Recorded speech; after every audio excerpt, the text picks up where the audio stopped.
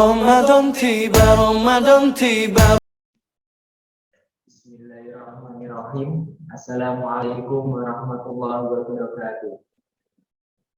Alhamdulillahirabbil alamin wassalatu wassalamu ala asrofil anbiya'i wal mursalin sayyidina Muhammadin wa ala alihi washabbihi ajmain.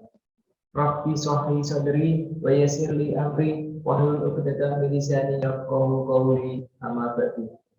Puji syukur kehadirat Allah Subhanahu wa taala yang telah melimpahkan rahmat, taufik, hidayah dan inayahnya kepada kita semua sehingga kita dapat melaksanakan acara kajian ini dalam keadaan sehat tanpa halangan suatu apapun. Tak lupa sholawat serta salam kita junjungkan kepada Nabi besar Nabi Muhammad SAW beserta keluarga dan para sahabatnya. Mudah-mudahan kita semua mendapatkan syafaat pula di yaumul akhir nanti. Amin, amin, Allahumma amin. Kenalkan, saya di sini selaku pembawa acara untuk membacakan susunan acara. 1. Pembuka. 2. Acara inti. 3. Penutup. Para hadirin yang dirahmati Allah, untuk mempersingkat waktu, marilah kita mulai acara ini dengan bacaan basmalah bersama-sama. Bismillahirrahmanirrahim. Lanjut acara yang kedua, yaitu acara inti yang akan disampaikan kepada Bapak Nurholis SPDI. Kepada Bapak Nurholis SPDI, waktu dan tempat kami persilahkan.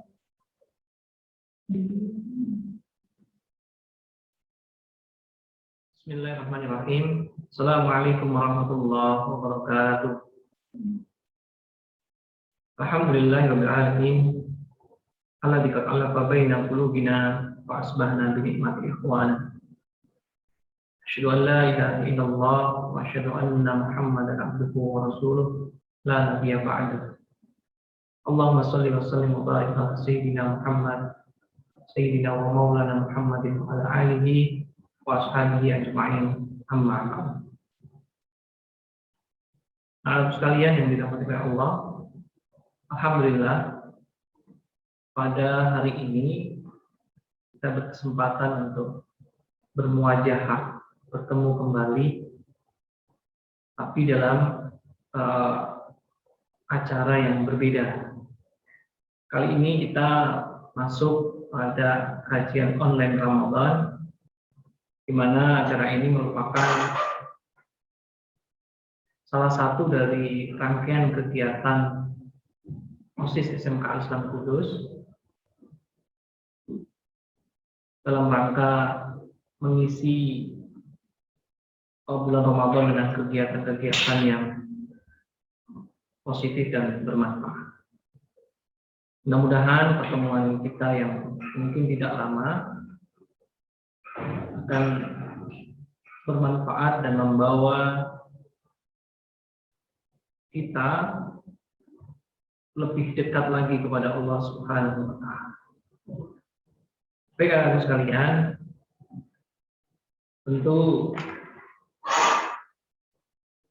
kita patut bersyukur kepada Allah Subhanahu wa taala karena pada akhirnya kita dipertemukan kembali dengan bulan Ramadan.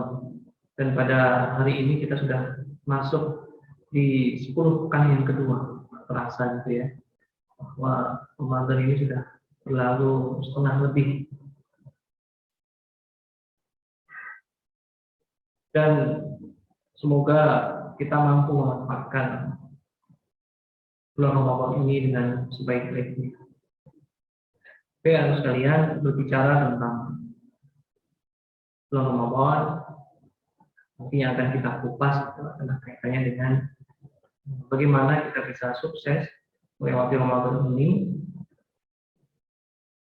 dan kita sedikit nanti melihat apa yang terjadi di bulan Ramadan di zaman Rasul dan para sahabat.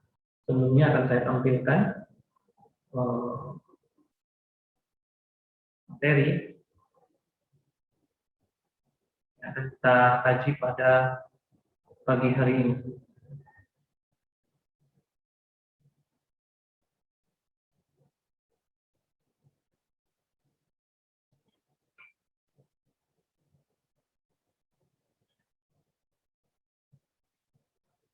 Baik, ini kondisi sekolah kita ketika malam hari ya. Nah, kita ambil gambarnya dari arah barat. Nah, tema kita pada kesempatan kali ini adalah Ramadan Move On. Itu momentum perubahan diri dan umat. Nah, sekalian berbicara tentang bulan Ramadan, kita sebagai umat Islam meyakini bahwa sebenarnya Ramadan ini adalah bentuk kasih sayang Allah atau bentuk rahmat Allah yang diberikan kepada kita, karena Allah memahami bahwa kita ini mempunyai banyak kelemahan, kekurangan, dan mudah sekali tergoda untuk kemudian melakukan hal-hal yang mungkin tidak sesuai dengan apa yang dicontohkan oleh Rasulullah SAW. Dalam sebuah hadis, Rasulullah bersabda, "Shalawatul khams wal jumu'atu ila al-jumu'ah, Ramadan ila Ramadan, mukaffiratu ma bainahunna idza istanibatil kaba'ir." Yang artinya sholat 5 waktu, kemudian sholat Jumat sampai ke sholat Jumat berikutnya, kemudian puasa Ramadan ke puasa Ramadan berikutnya adalah sebagai penghapus dosa apabila perbuatan dosa besar ditinggalkan. Nah, Allah mengetahui bahwa kita terkadang mudah kemudian untuk baik sadar maupun tidak melakukan hal-hal yang tidak dikehendaki oleh Allah. Untuk itu Allah kemudian menyediakan waktu-waktu tertentu agar kita bisa mengevaluasi diri kita, bermuhasabah, meminta ampun kepada Allah, dibersihkan lagi jiwa kita di waktu-waktu tertentu, dari sholat ke sholat berikutnya, atau dari hari Jumat ke Jumat berikutnya, atau bahkan dari Ramadan ke Ramadan berikutnya. Dan mudah-mudahan kesalahan-kesalahan dan kekhilafan kita pasca Ramadan tahun lalu hingga sekarang ini, dengan memanfaatkan banyaknya fadilah di bulan Ramadan ini, Allah berkenan mengampunkan kesalahan-kesalahan kita, mengampunkan kekhilafan kita, dan kemudian kita isi hari-hari Ramadan ini dengan banyak beramal soleh, sehingga mampu menggantikan kesalahan yang telah lalu dengan amal-amal soleh yang insya Allah mudah-mudahan diterima oleh Allah Subhanahu wa Ta'ala. Baik, selanjutnya setelah kita memahami bahwa Ramadan ini adalah nikmat dari Allah, kasih sayang dari Allah, maka mari kita manfaatkan sebaik-baiknya, semaksimal mungkin, sehingga target dari bulan Ramadan ini benar-benar bisa tercapai. Selanjutnya, yang kedua, sebelum kita melangkah jauh, kita coba merenungi sebentar kondisi masyarakat di sekitar kita. Karena Rasulullah pernah bersabda, "Man lam ihtimu bi amril muslimin falaysa minhum." Barang siapa yang tidak peduli dengan urusan kaum muslimin, maka ia bukanlah bagian darinya. Maka patut bagi kita untuk mencoba peduli dan melihat apa yang kemudian terjadi di sekitar kita. Baik, fenomena yang pertama adalah tren idola, baik itu konser musik atau apa yang sekarang mungkin baru banyak yang menyukai drama Korea dan lain sebagainya, yang intinya mengidolakan seseorang atau sesuatu atau mengikut musik, sehingga rasa kecintaannya itu berdampak dia rela untuk mengeluarkan apapun atau berkorban apapun demi idolanya. Nah, di depan ini yang kalian perhatikan adalah salah satu contoh, kejadian sudah lama, yaitu pernah suatu ketika ada konser Lady Gaga, gitu ya. Mungkin banyak dari kalian yang mengetahui tahun 2012 yang lampau. Yang menakjubkan adalah 2 bulan sebelum konser dilaksanakan, tiket sudah terjual habis banyak 44.000 tiket. Padahal harganya paling murah sekitar 465.000 dan paling mahal 2.250.000. Dan ini terjual habis 2 bulan sebelum konser dilaksanakan. Ini fenomena yang terjadi bahwa banyak kemudian di kalangan umat Islam, di antaranya mereka rela untuk mengeluarkan hartanya demi melihat idolanya. Kemudian fenomena yang kedua adalah fenomena gila bulan. Kalau sekarang di musim pandemi mungkin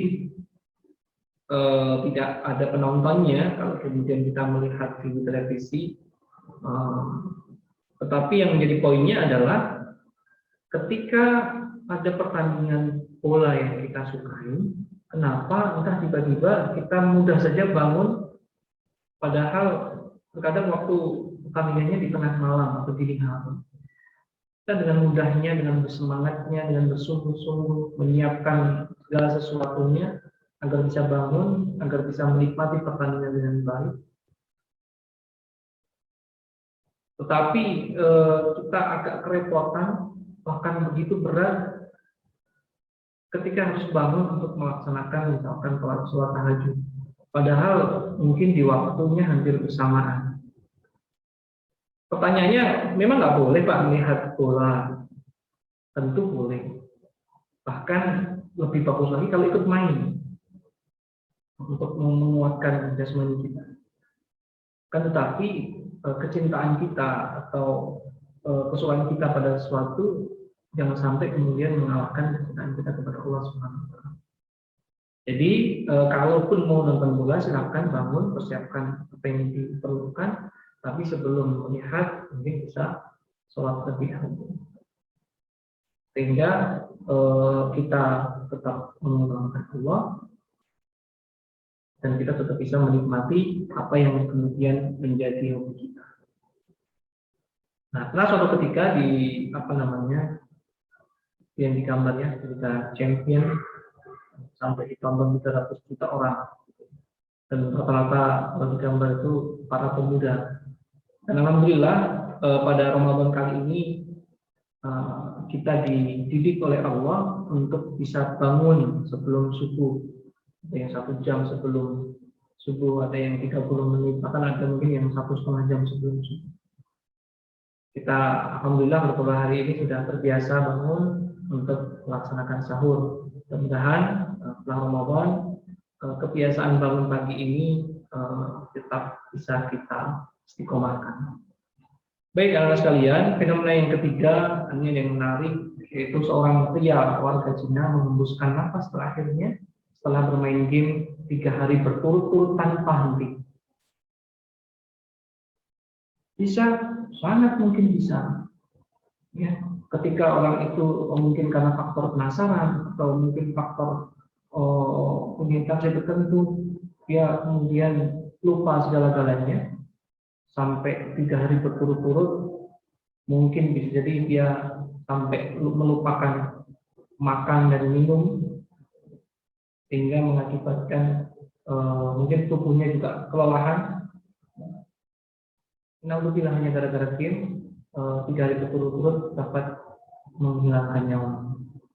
Atau kemudian ada banyak kasus pembunuhan dan bunuh diri karena game di internet. Nah sekalian, ini menjadi perhatian dari kita. Lagi-lagi pertanyaannya, memang nggak boleh Pak bermain game online. Ya tentu game online dengan tujuan refresh hanya sekedarnya saja diperbolehkan, tetapi ini kebutuhan yang sangat-sangat bukan prioritas, gitu ya. Jadi tentu tetap ingat kewajibannya, ingat kebutuhan tubuh untuk istirahat, kemudian kebutuhan asupan makan dan minum yang cukup dan seterusnya.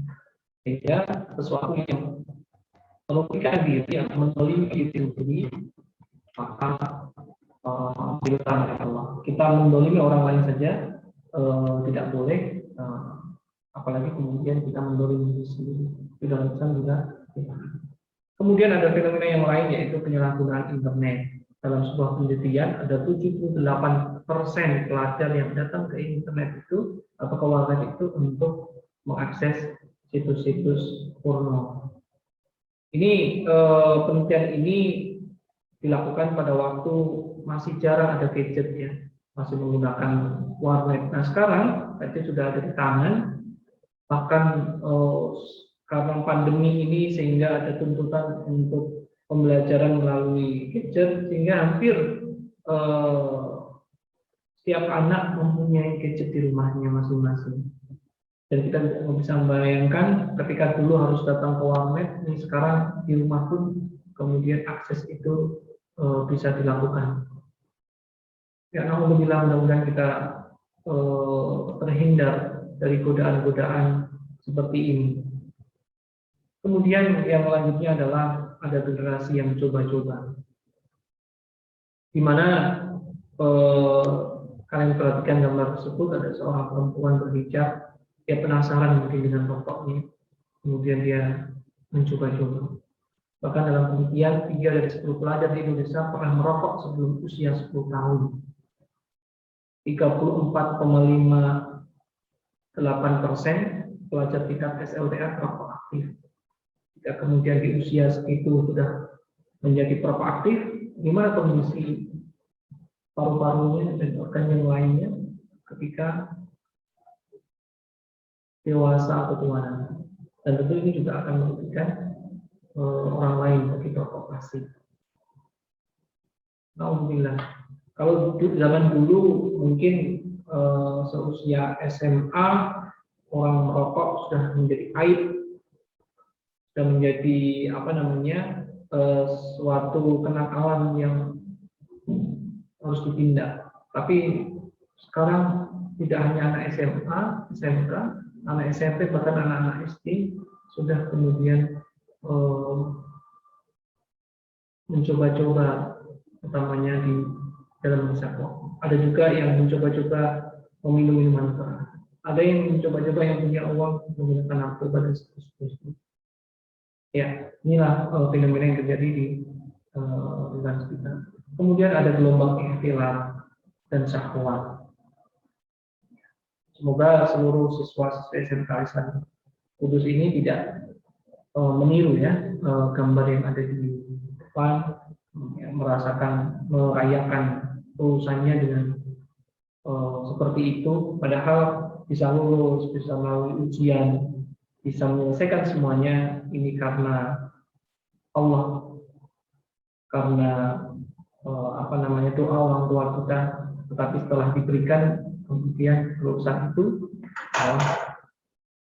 dibalas dengan gelombang ikhtilaf dan syahwat seperti itu. Dan hal yang lainnya dalam survei dan pendidikan bersama Yayasan Ibu di Surabaya disampaikan bahwa ada sekitar 44% pelajar tingkat SMA di Surabaya berpandangan bahwa hubungan seks selama pacaran diperbolehkan. Dan di angka 16 diantaranya telah melakukan hal tersebut.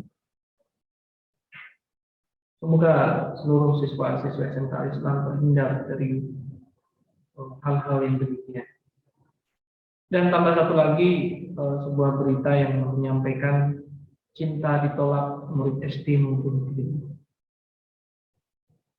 Seusia SD ingin mengakhiri hidupnya hanya karena cinta ditolak. Tentu mereka tidak memahami konsekuensi dari perbuatan yang mereka lakukan. Tentu anak-anak seperti ini butuh pemahaman, butuh diberi arahan sehingga cara pandang mereka akan lebih luas lagi, akan lebih bagus lagi di dalam menginginkan pencapaian-pencapaian untuk masa depannya. Tidak hanya sekedar cinta ditolak kemudian ingin mengakhiri hidupnya. Karena sekalian hal ini pun bisa terjangkit di anak-anak usia SMP atau SMA. di mana bagi anak tersebut yang mungkin kurang pemahaman terkait masalah-masalah keagamaan dan hanya fokus di masalah syahwat, seolah-olah hidup dia itu cinta, dan ketika sudah ditolak maka berakhirlah kehidupan ini. Maka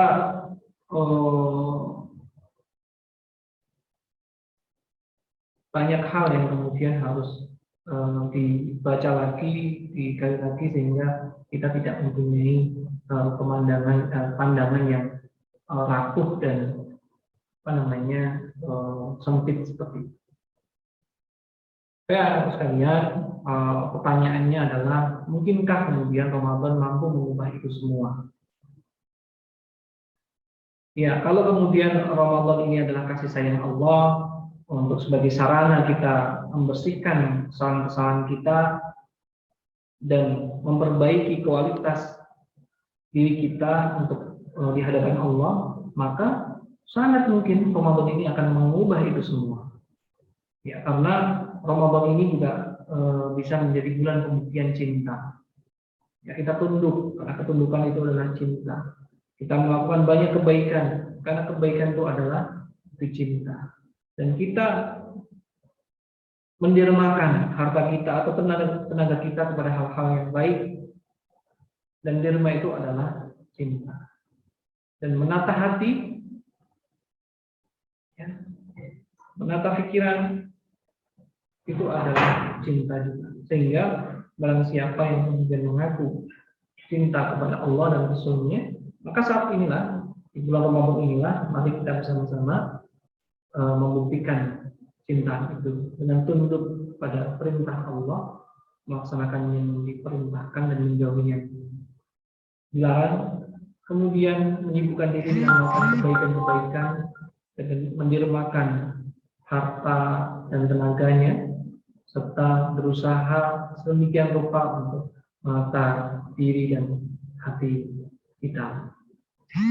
Insya Allah ketika kita lakukan dan didukung dengan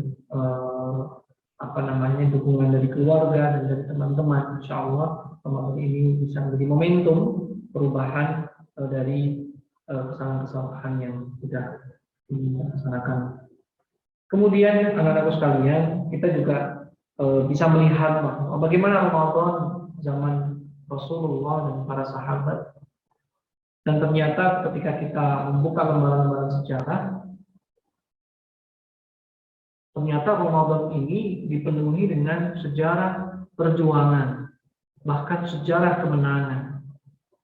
Jadi Rasulullah dan para sahabat dan orang-orang soleh terdahulu mengisi Ramadan dengan penuh perjuangan. Dan pada waktu itu masih terdapat musuh-musuh Islam yang mengganggu, yang memusuhi umat Islam, sehingga terjadilah peperangan. Ada banyak peperangan yang dilalui oleh Rasulullah, dan perang yang termasuk perang besar pertama kali yang dilakukan oleh Rasulullah dan para sahabat itu adalah perang Badar. Dan ini terjadi pas ketika di bulan Ramadan, atau tepatnya pada 17 Ramadan 2 Hijriah. 2 Hijriah ini juga menjadi tahun pertama kalinya puasa diwajibkan. Itu Rasulullah dan para sahabat tetap memperjuangkan agama Islam dan meraih kemenangan di bulan Ramadan untuk berpuasa. Atau peristiwa Fathu Mekah, setelah 6 tahun Rasulullah dan para sahabat memenangkan perang Badar, ada beberapa peperangan yang lain. Kemudian setelah hijrah ke Madinah dan 8 tahun kemudian Rasulullah kembali ke Mekah dan menaklukkan Mekah. Dan itu pun terjadi di bulan Ramadan. Kemudian ada perang Tabuk, ada Fathu Andalus, ada peristiwa Ain Jalut. Bahkan proklamasi kemerdekaan Republik Indonesia tanggal 17 Agustus tahun 45 itu pun bertepatan dengan bulan Ramadan, atau tepatnya pada tanggal 9 Ramadan. Hingga Ramadan kemarin ya, kita merayakan Hari Kemerdekaan Republik Indonesia ketika dilihat dari kalender Hijriah. Tentu perjuangan para pahlawan Indonesia sejak beratus-ratus tahun sebelumnya terus gigih dan tidak mengenal kata menyerah, dan alhamdulillah atas berkat rahmat dan nikmat Allah akhirnya negara kita bisa merdeka dan bertepatan dengan bulan Ramadan. Dari banyak kisah ini anak sekalian, ini juga bisa kita ambil pelajaran bahwa ternyata di bulan Ramadan ini masuk bulan tarbiyah dan atau bulan pendidikan dan bulan perjuangan.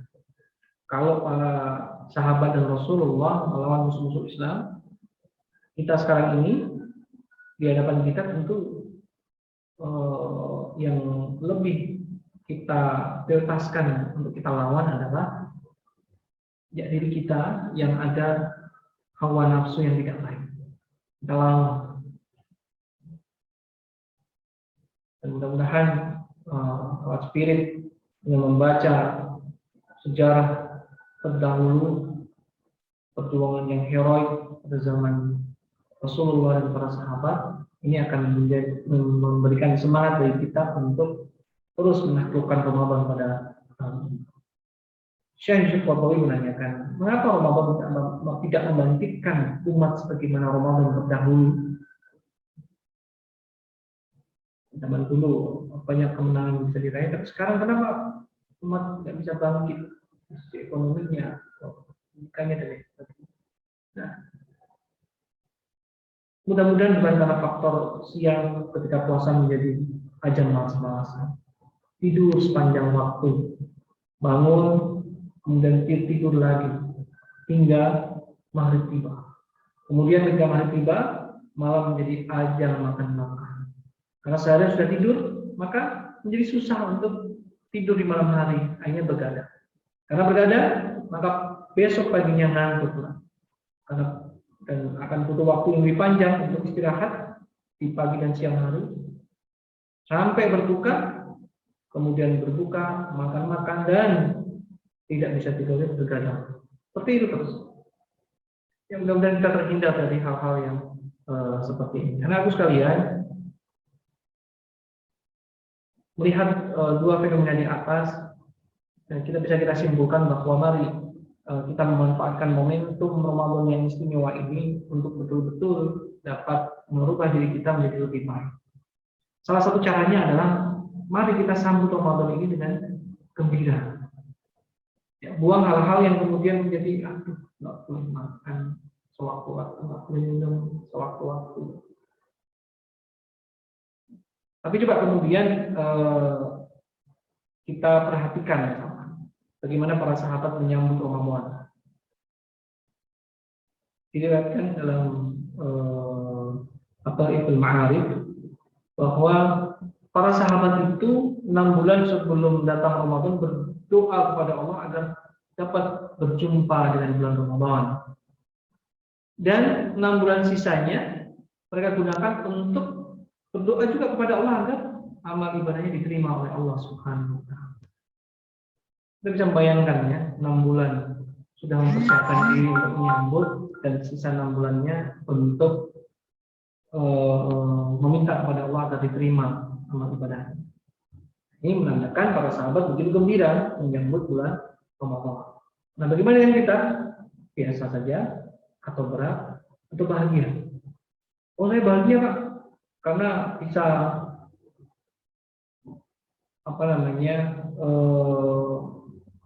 menikmati kembang api dan mercon. Oh, saya bahagia, Pak, karena sebentar setelah itu Lebaran dan dapat baju baru. Oh, saya berat, Pak, saya tuh biasanya sedikit-sedikit nyemil makan. Kalau saya biasa saja, Pak, ya kayak gini-gini aja. Maka kita harus bagaimana? Kita harus berbahagia, bersemangat, tapi dengan alasannya yang tepat. Lalu mengapa kita harus bergembira dan terus semangat? Nah, yang pertama, karena Ramadan ini menghapus dosa. Tadi hadis yang di awal yang saya sampaikan, shalawatu wa khamsu wal jumu'atu wal jumu'ah, Ramadan ila Ramadan, mukaffiratun ma bainahunna ila istinibatil kaba'ir, bahwa sholat lima waktu, sholat Jumat sampai Jumat, puasa Ramadan dan Ramadan berikutnya adalah penghapus dosa. Ya, Ramadan saat ini kita memohon kepada Allah agar kesalahan kita yang 1 tahun sebelumnya diampuni. Kita pertebal lagi ketika datang hari Jumat. Kita perkuat lagi istighfar kita, perbanyak lagi ketika antara sholat dan sholat. Mudah-mudahan lewat momentum-momentum itu, terutama di bulan Ramadan ini, kita keluar atau lulus dari bulan Ramadan ini dengan meninggalkan semua kejelekan-kejelekan atau kesalahan-kesalahan, sehingga hati kita menjadi bersih lagi, jernih lagi, karena diampuni oleh Allah Subhanahu wa Ta'ala. Kemudian alasan untuk berbahagia adalah karena Ramadan musim kebaikan. Dijelaskan oleh Rasulullah, ketika bulan puasa itu yuftahu fi abwabul jannah, dibuka itu pintu-pintu surga, wa tughlaqu fi abwabun nar, dan ditutup pintu-pintu neraka, wa tusaffadu fihi syayatin, dan setan-setan dibelenggu. Kemudian para malaikat berseru, ya baghiyal khair halumma, wahai pencari kebaikan sambutlah, wa ya baghiyal syarril aqsyur, wahai pencari kejahatan berhentilah, hatta yang qad Ramadan, sampai berakhirnya Ramadan. Anak-anakku sekalian, coba kalian perhatikan mulai awal Ramadan, maka kita akan sering terdengar orang bertilawah, kemudian rutinitas ke masjid semakin sering, semakin banyak kita ketemu dengan orang-orang yang rajin ke masjid, rajin mengaji, suasana di luar pun mendukung untuk melakukan banyak kebaikan-kebaikan. Sehingga ketika banyak orang yang melakukan kebaikan, seolah-olah pintu surga itu sudah dibuka. Dan karena kesibukan melakukan kebaikan-kebaikan, maka tidak ada waktu untuk melakukan kemaksiatan. Sehingga seolah-olah pintu neraka sudah ditutup dan setan-setan dibelenggu. Baik, selanjutnya sekalian, Ramadan ini adalah kenapa kita sudah bahagia, karena masuk bulan ukhuwah penuh berkah. Kita bisa bertemu dengan banyak orang datang aktivitas tarawih misalkan, atau kemudian kita bisa saling berbagi, apakah berbagi berbuka atau berbagi makan sahur, atau saling mengingatkan, saling menasehati, sehingga bulan Ramadan ini menjadi betul-betul bulan penuh keberkahan, semakin kuat ukhuwah di antaranya. Dan tentunya yang keempat, kenapa kita harus berbahagia, karena Ramadan ini ada satu malam yang malamnya itu lebih baik dari 1000 bulan, yaitu malam Lailatul Qadar. Ini hanya kita yang diberikan dan hanya ada di bulan Ramadan. Dan Allah sendiri yang kemudian menyampaikan di dalam Al-Quran surat Al-Qadar ayat 3 bahwa malam ini lebih baik dari 1000 bulan. Dan Allah sendiri yang tentu ketika Allah sudah berfirman dalam Al-Quran, maka kita sebagai umat Islam harus meyakini bahwa ini benar-benar seperti itu. Maka dari suatu kebanggaan, kebahagiaan bagi kita untuk menanti bertemunya malam Lailatul Qadar itu. Seperti halnya misalkan ketika kita dijanjikan oleh orang tua kita atau orang lain bahwa nanti kisaran antara tanggal sekian sampai sekian, ya, kalau kita melakukan sesuatu atau menyelesaikan sesuatu, maka akan saya kasih hadiah. Dan kebetulan hadiahnya ini hadiah yang memang kita inginkan. Tentu jauh-jauh hari kita sudah mempersiapkan diri, dan pada waktunya kita melakukan sebaik mungkin sehingga hadiah itu bisa kita peroleh.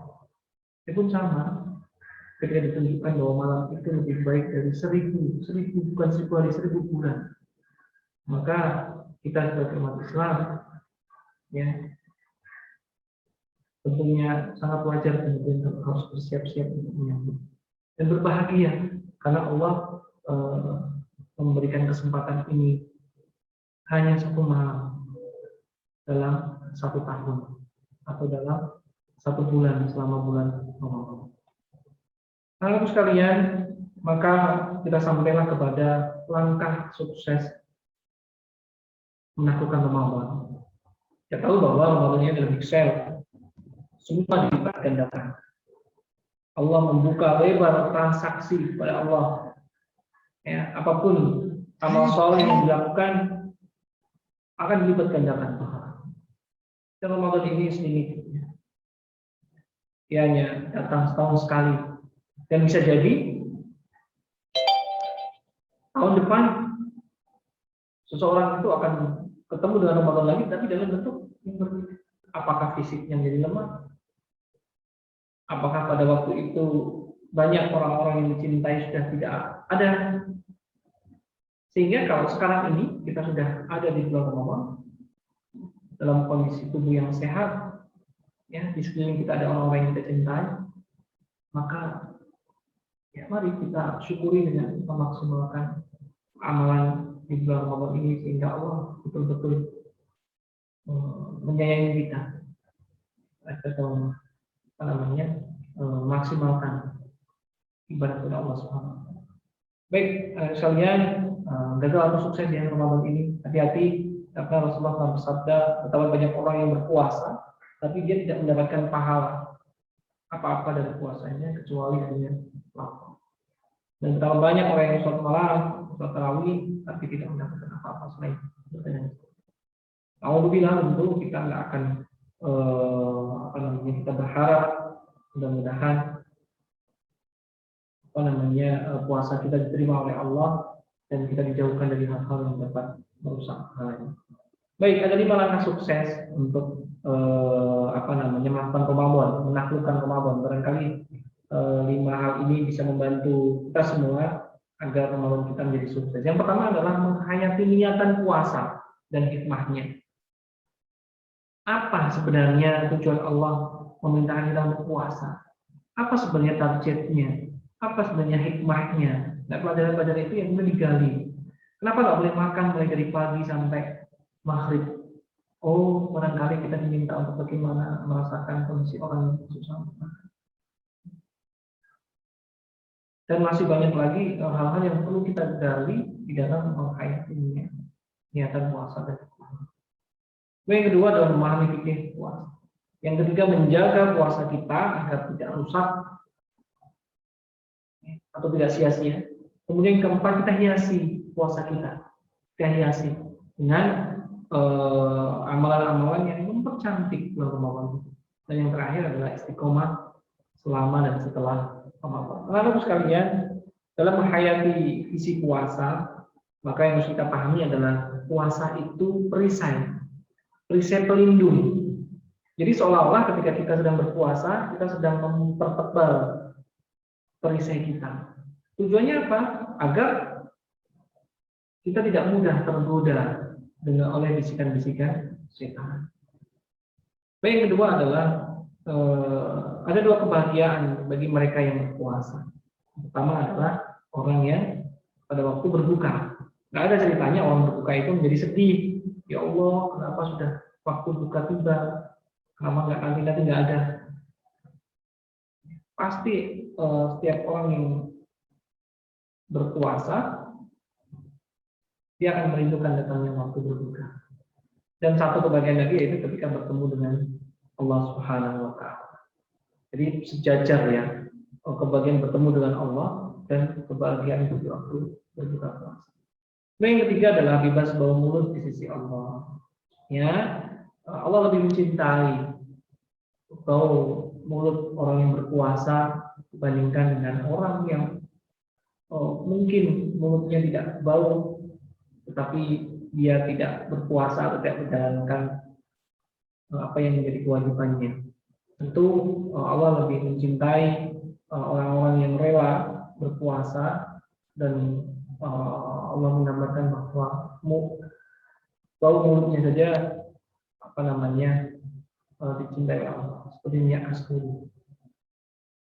Kemudian yang keempat, dijanjikan pintu surga khusus yaitu Ar-Rayyan. Jadi bagi orang yang berpuasa ada surga khusus yaitu Ar-Rayyan.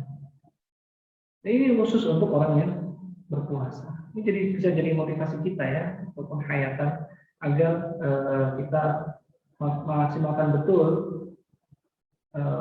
bulan Ramadan ini dengan amal-amal soleh. Kemudian yang terakhir adalah ibadah milik Allah antara hamba dan Tuhan. Allah mempersilahkan sholat, umroh, haji, zakat dan seterusnya itu bukan, tapi khusus untuk puasa ini milikku kan Allah. Dan ya aku yang akan membahas. Baik, hal sekalian, yang kedua adalah memahami fikih puasa. Ini harusnya kita pahami sebelum kita masuk di bulan Ramadan. Ya, jika belum, maka tahun depan, ya, silakan sebelum masuk bulan Ramadan, kalian bisa membaca fikih puasa. Apa yang kemudian dikaji? Pengertian puasa itu sendiri, dan rukun puasa apa saja, siapa yang wajib berpuasa, siapa yang boleh berbuka, dan apa yang sunnah dalam puasa. Dan apa yang membatalkan puasa dan yang boleh dan tidak membatalkan itu apa saja. Coba kalian perhatikan gambar di depan. Nah, kalau seperti itu batal nggak puasanya? Memasukkan jarinya ke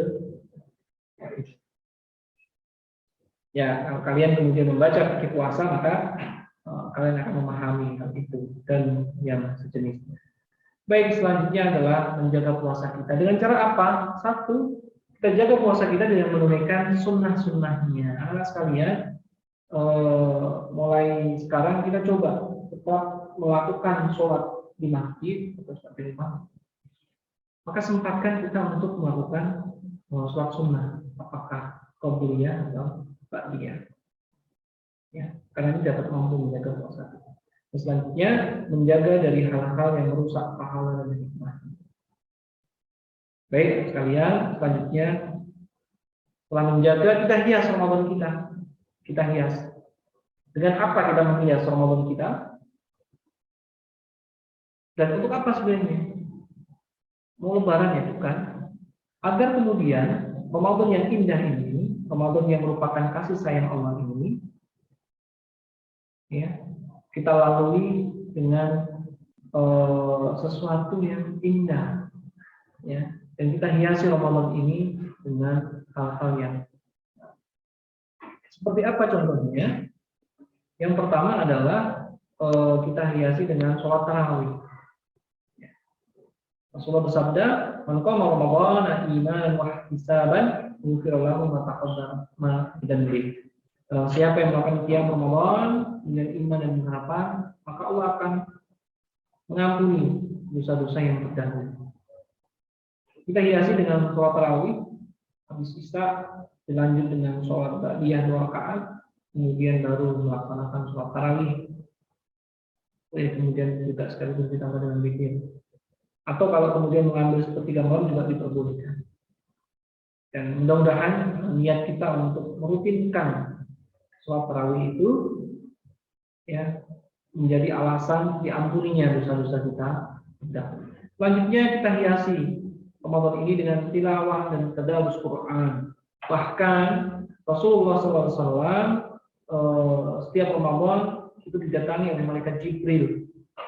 Ya, Jibril menemui Rasulullah dan setiap malam di dalam bulan Ramadan. Dan kemudian bertadarus. Ya. Silakan waktunya diatur, apakah kemudian setiap pada subuh dilanjut siangnya atau dilanjut setelah tarawih, silakan saja dan sempatkan walaupun 1 ayat.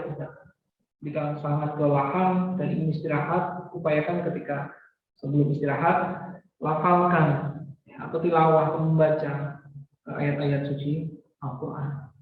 Kemudian yang ketiga, kita hiasi dengan bersedekah dan beramal kebaikan. Adalah Rasulullah orang yang paling dermawan, tetapi ketika datang bulan Ramadan, dermawan Rasulullah itu meningkat sekali. Tentu bisa kita teladani sekalian. Tidak hanya bersedekah dengan harta yang tidak seberapa mungkin, melainkan bisa dengan tenaga kita atau pikiran kita. Dan terlebih kita hiasi Ramadan ini dengan amal kebaikan, mulai dari bangun tidur, bagaimana etikanya, bagaimana doanya, masuk kamar mandi, pakai kaki kanan atau kaki kiri, kemudian bagaimana doanya, kemudian keluarnya, bagaimana menjaga kebersihan dan seterusnya. Ya, yang itu ada di sekitar kita. Jika Ramadan kita penuhi dengan itu, insya Allah maka kita akan menjadi indah Ramadan kita. Yang keempat adalah memberi berbuka. Barang siapa yang memberi berbuka seorang yang berpuasa, maka baginya pahala yang tanpa mengurangi pahala mereka sedikit pun. Kita bayangkan seandainya kalian punya tabungan dan setiap hari kemudian atau setiap berapa atau di hari tertentu kembalikan kepada orang lain, maka ketika orang lain itu menerima dan mengonsumsinya sebagai berbuka puasa, maka kita akan mendapatkan pahala persis seperti apa yang didapatkan oleh orang itu. Dan bayangkan ketika kita ya mampu memberi lebih dari 1, 50, 10 untuk berbuka, maka ya keutamanya adalah mendapatkan pahala tanpa mengurangi pahala orang tersebut. Kemudian yang kelima adalah beriktikaf di akhir Ramadan. Ya, salah satu cara untuk menjemput Lailatul Qadar. Dan selanjutnya yang keenam adalah umrah. Ya, salah satu umrah yang pahala sekali dengan lagi adalah umrah di waktu Ramadan. Dan Rasulullah juga tetap berdakwah dan berjihad seperti perangkat yang saya sampaikan di awal. Jadi puasa ini betul-betul tidak menjadi ajang malas-malasan, melainkan lebih produktif. Baik, sekalian, ini sederhana saja ya, bahwa benarkah tidur orang puasa adalah ibadah? Dan ternyata hadis ini lemah, teman sekalian, tidak bisa dijadikan sandaran, bertentangan dengan aktivitas Nabi dan para Rasul dan para sahabat saat Ramadan tiba. Dan kondisi iman yang meningkat semestinya membuat amal soleh juga bertambah. Sehingga boleh kemudian kita hobi tidur kita melarang kita dengan alasan lebih baik tidur daripada berjaga. Tentu akan ini bertentangan dengan apa yang dilakukan oleh Nabi dan para Rasul untuk menyebarkan ini. Baik, yang terakhir sekalian, sekarang kita masuk ke mempertahankan Ramadan, yaitu menjaga istiqomah dalam beramal selama Ramadan. Tidak harus banyak-banyak, tetapi rutin. Ya, kemudian mengakhiri dengan baik. Ya, jadi tugas berat kita sekarang ini adalah memastikan bahwa semangat kita, azam kita itu masih terus kuat untuk melaksanakan rangkaian ibadah yang ada di bulan Ramadan, khususnya di akhir-akhir bulan Ramadan. Sebab bersabda, ketika masuk 10 hari yang terakhir Ramadan, dia menghidupkan malam dengan membangunkan istrinya dan mengikat sarungnya. Dan saat ini adalah momentum perubahan. Ada 3 hal paling tidak kita bisa belajar atau training di bulan Ramadan. Yang pertama adalah ikhlas. Rasulullah bersabda, semua amal manusia adalah miliknya kecuali puasa. Sebenarnya ia adalah milikku dan aku yang akan memberikan balasannya.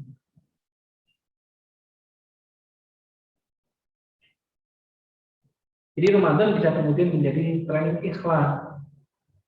Ya. Dia niatkan semua karena Allah. Dan dia ikhlas dan tunduk untuk mengikuti apa-apa yang menjadi ketentuan Allah Subhanahu wa Ta'ala. Kemudian bagaimana aplikasinya di dalam kehidupan sehari-hari, yaitu yang pertama meniatkan setiap aktivitas untuk kebaikan dan mencari ridha Allah. Ya, itu yang terpenting, meniatkan setiap aktivitas untuk kebaikan dan mencari ridha Allah. Kemudian yang kedua, merasakan pengawasan Allah dalam pekerjaan dan tugas memberikan yang terbaik dan takut bermaksiat. Artinya bahwa orang yang ikhlas itu salah satu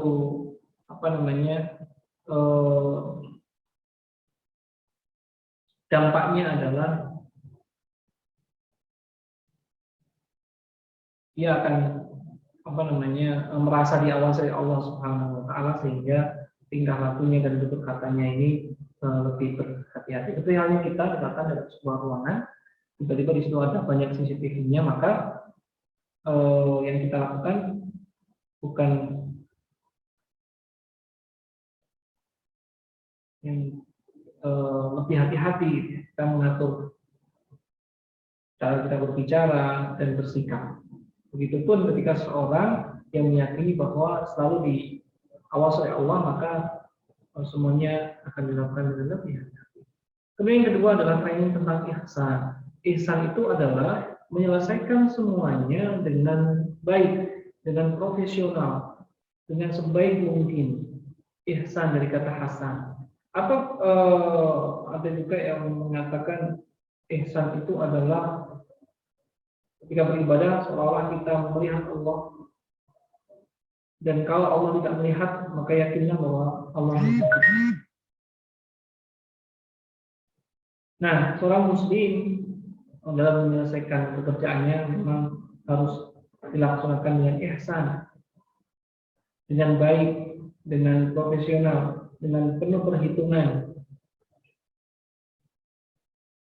Dan di bulan Ramadan ini kita di training kapan harus makan, batas makannya, nggak boleh makan ini, nggak boleh makan itu, harus seperti ini yang disunahkan, ini yang disarankan, sehingga kita terbentuk pribadi ihsan kita, apakah di lingkungan kerja atau kemudian di lingkungan sekolah atau dan sekalian, orang yang mempunyai sikap profesional, walaupun pas dalam mengerjakan pekerjaannya dengan cara yang baik, maka itu lambat laun karakter itu akan terbentuk pada diri kita. Bagaimana aplikasinya? Yang pertama, semangat menjalankan tugas dengan optimal dan profesional. Ketika menjalankan tugas maksimal, optimal, dan profesional. Kemudian yang kedua, saling berlomba dalam berkompetisi menghadirkan yang terbaik untuk diri sendiri, keluarga, umat, dan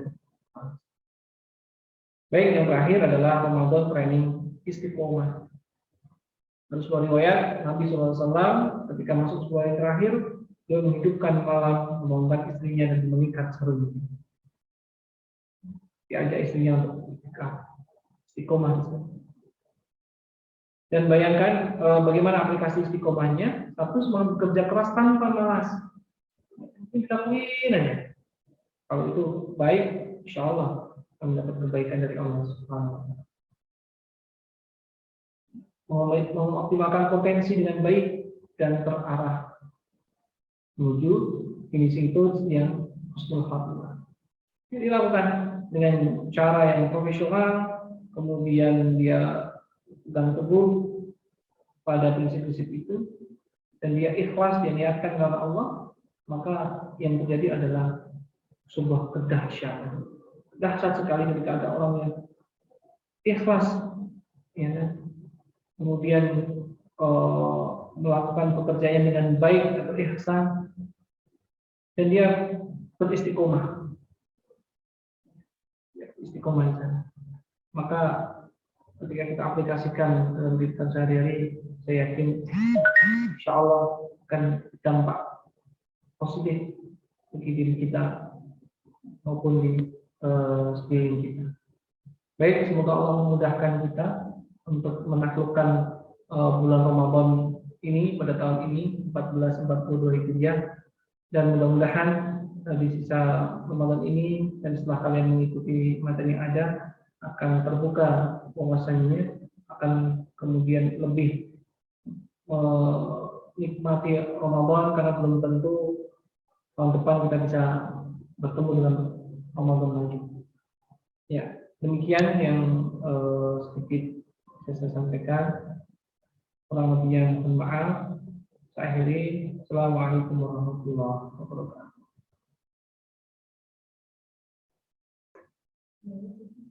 Saya ucapkan terima kasih kepada Bapak Nurul Khalis SPDI yang telah memberikan materinya pada hari ini. Lanjut, acara yang ketiga adalah penutup.